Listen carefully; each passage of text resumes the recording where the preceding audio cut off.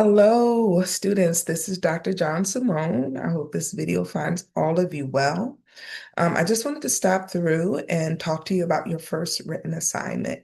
Now, you'll see that the due date has changed because I understand that some of us had trouble, myself included, navigating through Brightspace this semester. So I'm hoping everyone is able to log in, see all the material. You have all signed and returned your syllabus. I want to thank you for doing that. And your midterm grades will be uploaded today, and it will only include that first assignment of signing your syllabus and the discussion questions. So I'll be checking all of that today and uploading your grades. I want you to understand that in this course, you start with an A, okay? And if you put forth an effort, you do everything that you are required to do, you will keep that A. If you don't do what you're required to do, then yeah, that changes. So I am here to assist. You can always give me a call. You have all of my contact information. But let's talk about this first assignment, which is now due on the 27th. Okay. So you will see in your book, I hope you all have gotten a book or you have access to maybe an online copy, but this is the book for this course, Church Administration. Okay.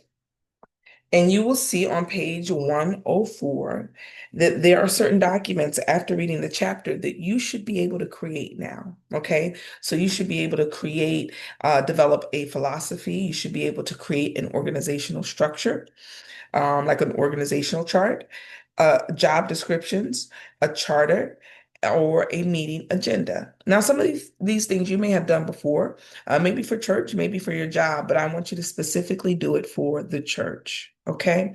So I have some samples that I'll show you.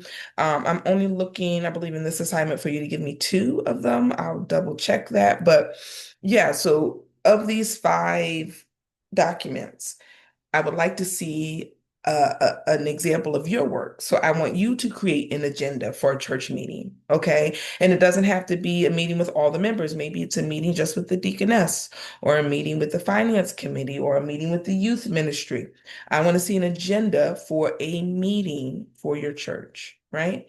Okay, and then organizational chart, etc. So I'm going to show you a sample of some of these things.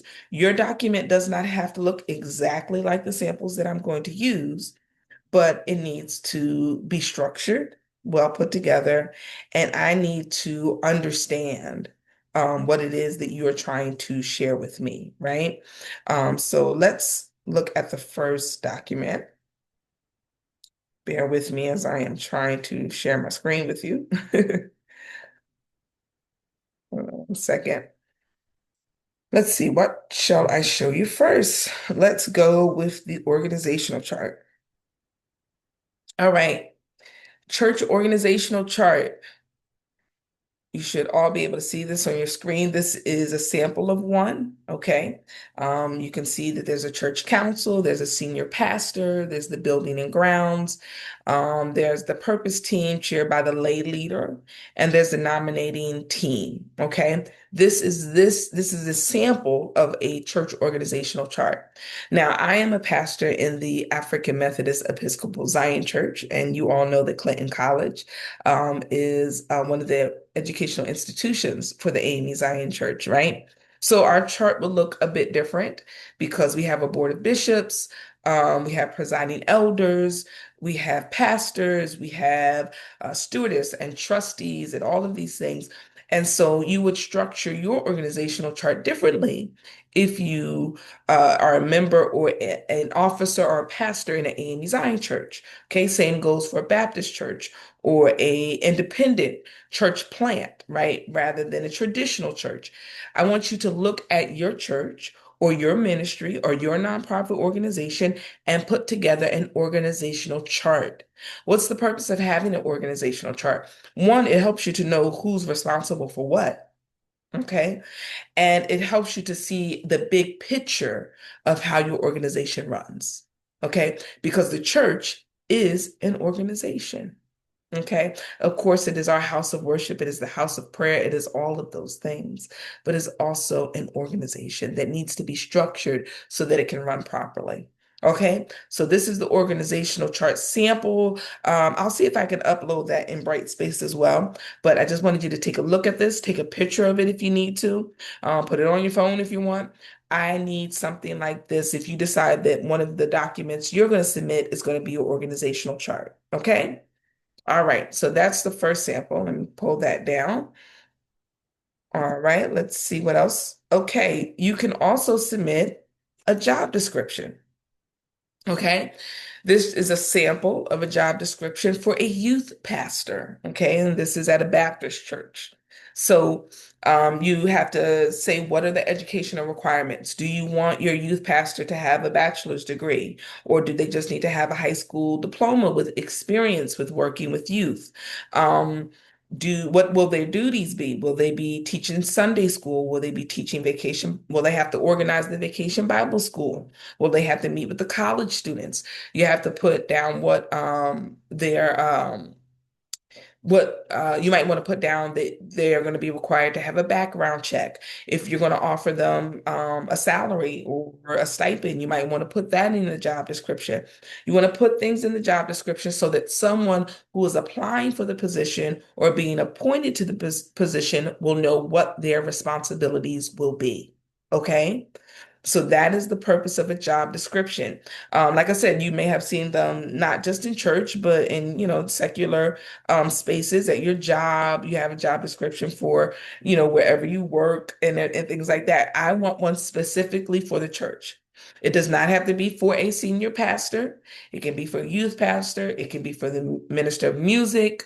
Um, it can be for the Saxton. I just want to see a job description. Okay. If you decide that that will be one of your documents, is going to be a job description. Okay. So a one pager, you don't have to make it 3 or 4 pages. It can just be a one-page job description. But I need to know if I'm applying for this position at your church or if I'm appointed to this position at your church, what will my responsibilities be? That's what I'm going to be looking for in this document. Okay. So again, take a picture if you need to, and I will also try to upload this to Brightspace. All right. And this is a sample. I don't expect yours to look just like this. That's not cut and paste and copy, but this is just a sample of what I would be expecting. Okay. And you can do yours with like bullet points. It doesn't have to be kind of like paragraphed out like this one is. You don't have to do it in paragraphs. You can do it in bullet points, but I need to be able to understand what is expected of someone in this role. Okay, let me show you one more example, and then I'm gonna let you get to work. All right, here is a agenda for a church meeting. Okay, I have to do one myself today. I have a meeting with the church on Saturday and I have to do an agenda. It can be for a joint board meeting, it can be for a finance meeting, it can be for evangelism team. Okay, I want to know what that looks like. Now you see on this agenda here. That of course all church meetings start with prayer. A lot of people like to start with prayer and scripture. And I love it when you select a scripture. Myself personally, this is a practice that I do. I select a scripture that guides the meeting, right? So if we're talking about finances, I'm going to pick a scripture that speaks to how we should do finances in the church, right? Or if we're having a meeting about evangelism, I'm going to pick a scripture that speaks to evangelism. So if you want to place a scripture there, you can. I think this agenda doesn't have a scripture. It says call to order and an opening prayer. Now, a lot of agendas follow a Robert's Rule of Order kind of structure. You can look that up if you would like to use that. But I just need to see an agenda of how a meeting will go at your church, in your ministry, at your nonprofit, when you have a meeting to discuss the business. Okay. So there's a sample for you. So you can submit an agenda. Okay. So these are just 3 examples of the kind of documents I'm going to be looking for you to submit on the 27th. Okay. Again, go to page 104 in your book, and it will give you more detail on the kind of things you're putting together. for this assignment. If you have any questions, you can give me a call. You can shoot me an email. All right. And again, the date has changed. I pushed it back a couple of days because I understood, we were struggling with Brightspace. I think we all are on task now, including myself. So yeah, reach out to me if you need anything. I look forward to seeing your work on the 27th. Your next assignment is due on the 31st. You'll also find that if you go under assignments and Brightspace, you'll see what's expected of that as well. Okay, so I hope to come back with another video soon. I pray all is well with you and that the fall season is treating you well. And God bless you and see you later. All right, bye-bye.